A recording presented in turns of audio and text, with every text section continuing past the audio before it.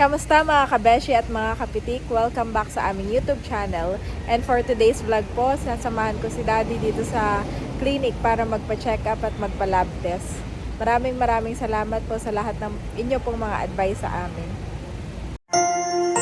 You are watching Terra Shoot TV. Enjoy this video.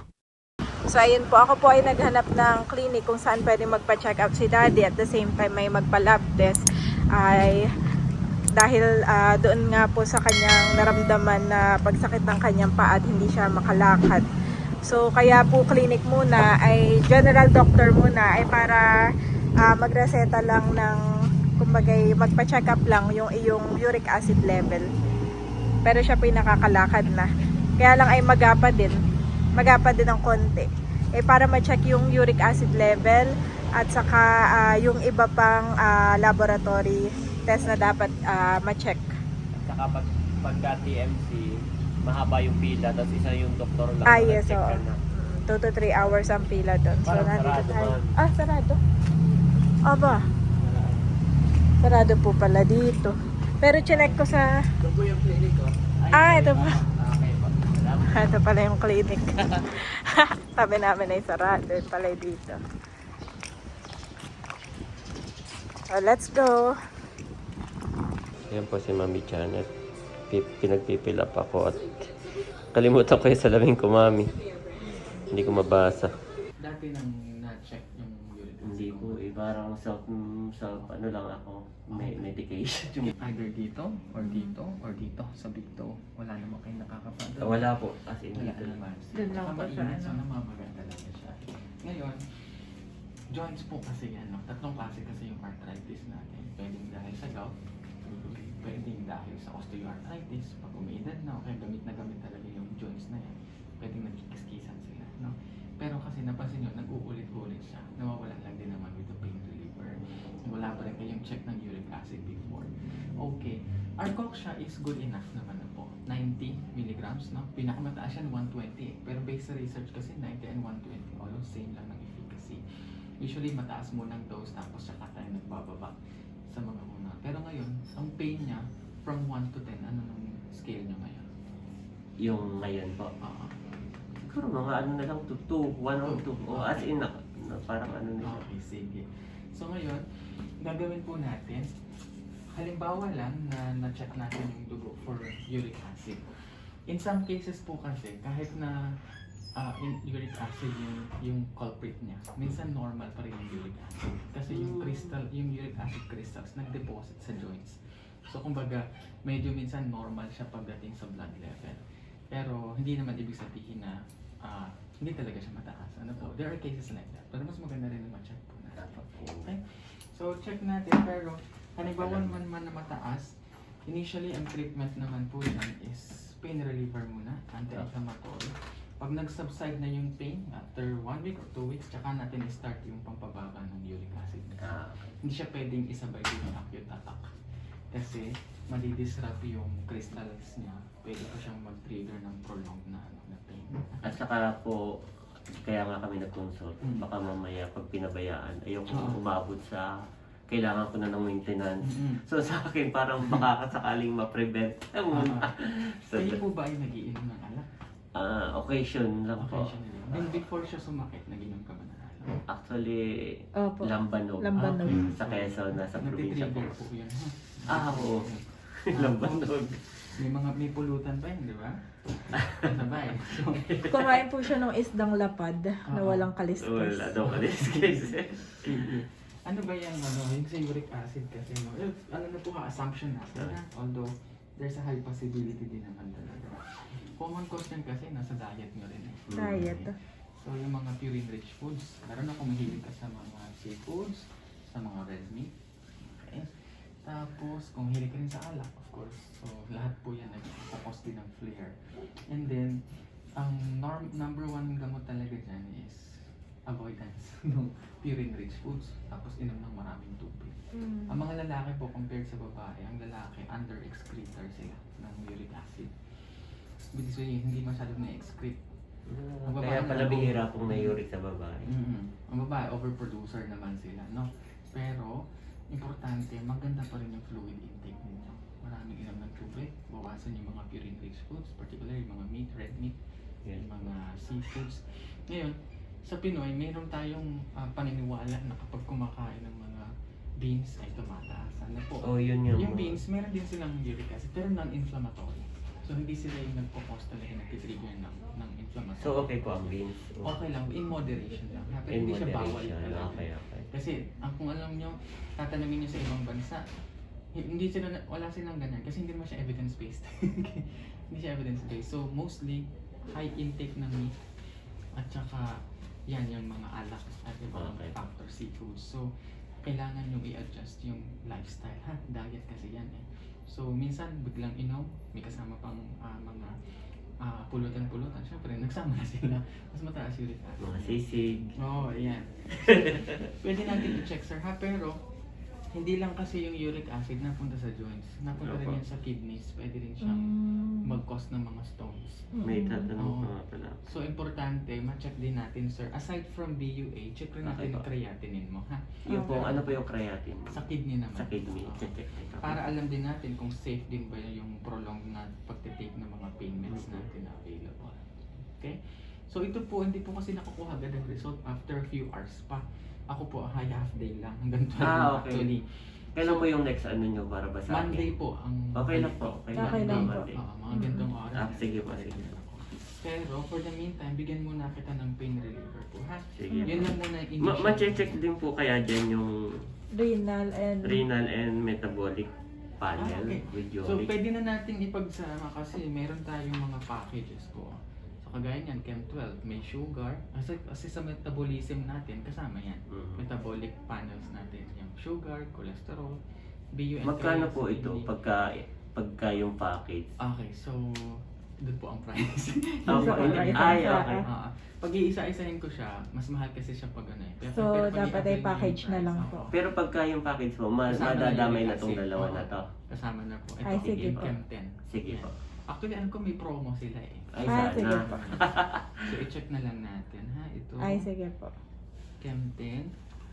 Yan, for the meantime, yan lang muna. May x-ray po yan, wala. Ito po, wala po. Pero pwede tayo mag-request. Check din po natin ihi nyo ha. Minsan nakikita rin sa ihi yung uric acid crystals. Sige At saka po. kung may other parameters na kailangan tayo bigyan pansin. So, alin na po dyan yung ating So ito po, I would suggest Chem 10. Nandiyan ang sugar, cholesterol, BUN, creatinine sa kidney, uric acid, tsaka sa liver natin. Sa Right, URT, opo. SGPT. Mm-mm. Tapos CBC, check din natin kung tumataas ng white blood cells. I-add natin ito po. Oo, Okay. i-add po ito at saka itong Okay, ito po yung wala na. Ito po, ano, kasi kasama Sige na siya po. dito. And then, i-add lang din natin yung chest x-ray na Okay po. PA. Kumbaga, at itong inana natin is mga basic na parang pang general check-up na talaga. Oo. Yung mga chest pain ba? High blood? High blood po. Medyo mataas BP mo sir, 140. Oo nga po 190. eh. Dati So, high blood ako. Anong maintenance niyo? Wala, hindi ako nag-maintenance. 140 is mataas po ito ha. Alam over nyo. So hindi ibig sabihin na walang naramdaman ay okay na. Mm-mm. I-monitor nyo din. Sige Check po. nyo yung BP morning and evening for at least 1 to 2 weeks. Tapos i-re-evaluate. Ay, sige po. Sa Monday po Oo. na? Ay, Kung sige need po. mo ba ng maintenance or hindi. Ha? Sige So po. usually hindi naman natin dinadiagnose agad-agad on first visit. Monitor mo na yun. And after that, tsaka tayo mag-decide kung anong need natin. Pero basically, both sa uric acid, kung mataas man cholesterol, kung mataas ang sugar, mataas ang BP, everything can be kumbaga, mas mapapaganda kung ang inyong diet ay masimulan yun ang tamang diet. Pag sinabing diet, hindi ibig sabihin na hindi kakain. So, balance natin. More of mas marami kang fiber sa pagkain mo. Fruits and vegetables. Gulay, oh. Compared sa meat at saka sa carbohydrates natin. Ha? Sige, for the meantime, bigyan muna kita ng anti-inflammatory. Usually, tinitake to akit mo ng mga 5 to 7 days. Pero kung after 3 or 5 days, okay na, pwede naman. Ayan po ako, uminom lamang. Si Mami Janet ay may mga pinipilap ako. Ay, kailangan pala ng fasting, so babalik po ako sa linggo.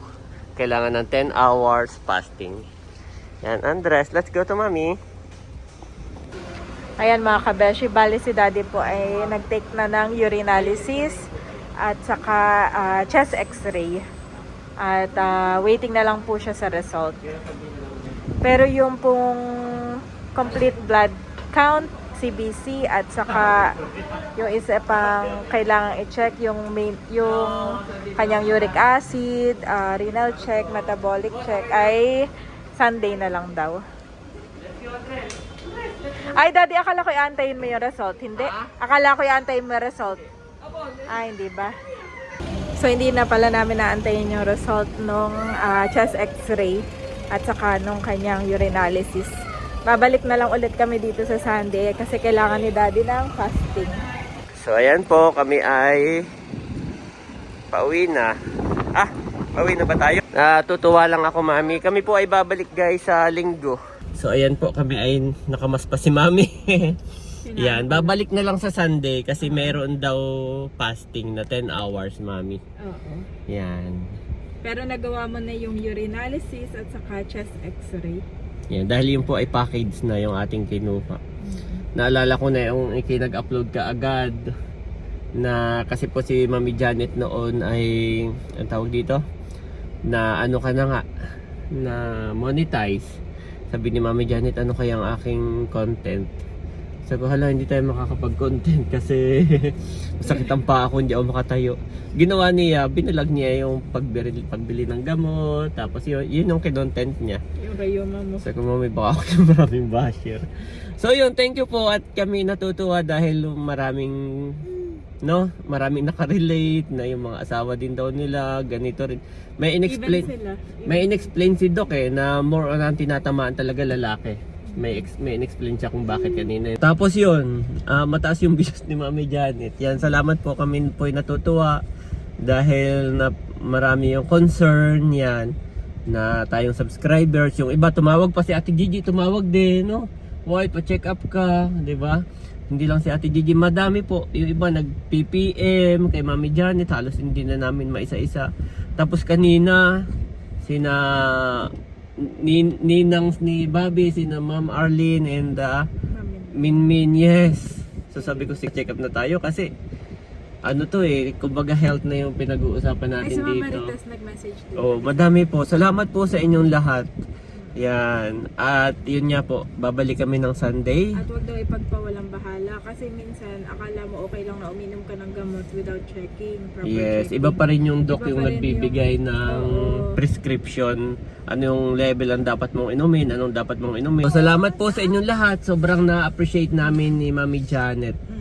Na? Opo. Sobrang pong na-appreciate namin kayo, talagang para tayong buong family. Ganun. Community. Oo. Yung iba kahit na hindi kami, may nagko-comment doon na binabasa niya yung mga comments. So natututo rin yung iba sa comment ng iba. So ganun po. Tapos yun nga, Sharing is caring. yes. So, May mga experience silang sineshare. Yung husband ko ganito, yung iba naman ako mismo ganito nangyari, ganito yung ginawa ko.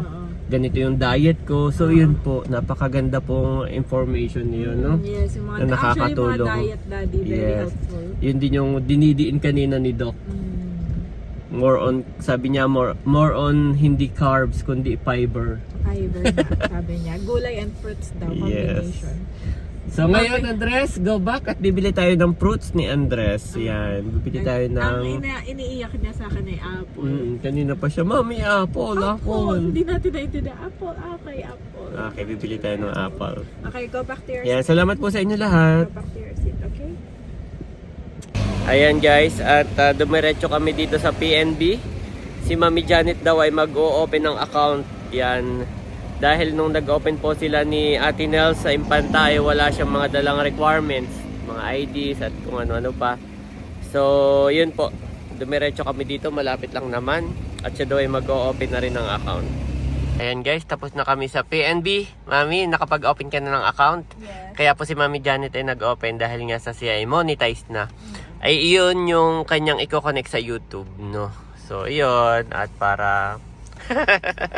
alam mo na, nahirap nang magsalita. Andres, let's go na. Tayo daw ay ililibre ng Mami. Kakain! Woohoo! May nakakatuwa sa PNB. At nung malaman na birthday ko, di ba nandun din ako. Aba, meron silang binigay na Tote bag. tote bag. Dalawa, tigisa tayo. Ito yung nilalagay sa bag. Sasabit mo lang. Tapos nagbigay ng tubig, mami. Oh, thank you po dito sa PNB Santa Rosa ba yan? Ako pa rin siya ng Santa Rosa, no? Dito. Tapos mami yung Eh, bawal sa ito. Mahigpit na binawal ng doktor yan.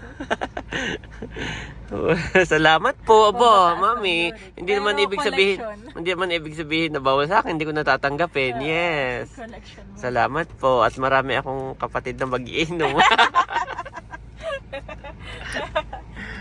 Yan, salamat po dito sa ating PNB Santa Rosa Brand. or Paseo, no? Paseo. Si Mami Janet daw po ay manlilibre dito sa King Bee. Yan, panoorin niyo po sa kanyang vlog. Salamat po. Much later. Ayan po, pauwi na kami sa bahay at dumaan kami dito sa Save More. May mga bibilin daw si Mami Janet na grocery. At Mami, ano nga pala yung resita kanina ni Doc? Enterococcib. Yan, once, once a day. Yan. Para lang maano na yung Oo. masubside yung pamamaga. So may resita nga po pala si Doc, amin na rin bibilhin. Once a day lang ang inom.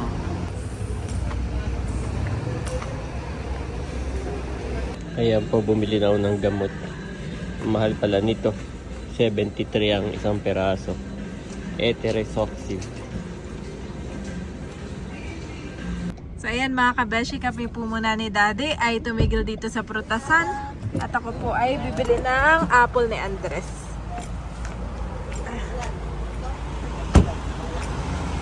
Apple ni Andres.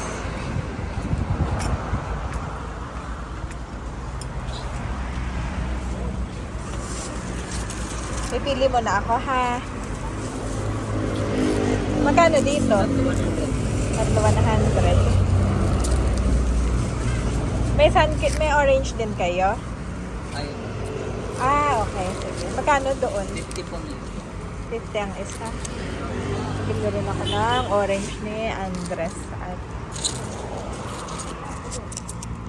sinecheck ko. Nung nakaraan akong bumili dito ay medyo nabugbog. Kaya kailangan ko i-check mga kabeshi. Ayan. Tapos ay bibili rin ako ng orange. Bibili rin tayo ng orange mga kabeshi. Ito po ay para kay Andres lahat.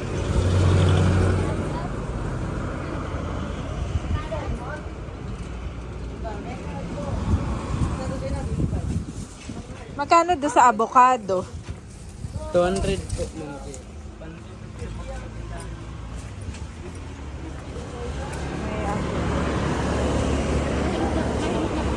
Nasaan po? May bayulat na po. Pambukas, ano na po yan? Ilan piraso na? Mga 1, 2. Sige po, yan no. Yan mga 5 po. Okay.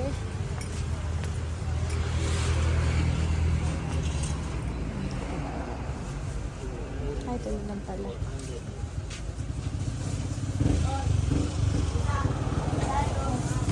Dalawa lang neta. Wait lang. Magkano yung, magkano na yan? 400?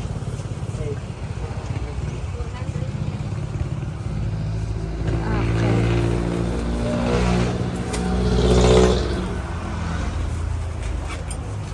Wow, may tinapa.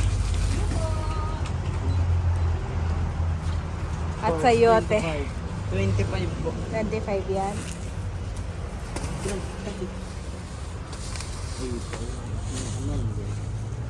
Okay, sige. Yan na lang muna.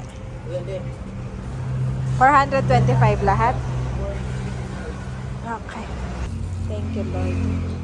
So, ayun. Nakabili na tayo. Let's go na ulit. At bago pa mag-traffic pababa, nakabili ako worth 400. Wow. Meron niyang... Next time na lang uli. Oo. Gawa ng pagka masyado munting dinamihan ay nabubulok. Ay, oo. Kaya maganda yan, fresh. Presyo po mga kabeshi. 30 lang. At tara, uwi na tayo. Yo. At ako'y magpapalalamove pa. Proverbs 16:3. Commit to the Lord whatever you do, and he will establish your plans.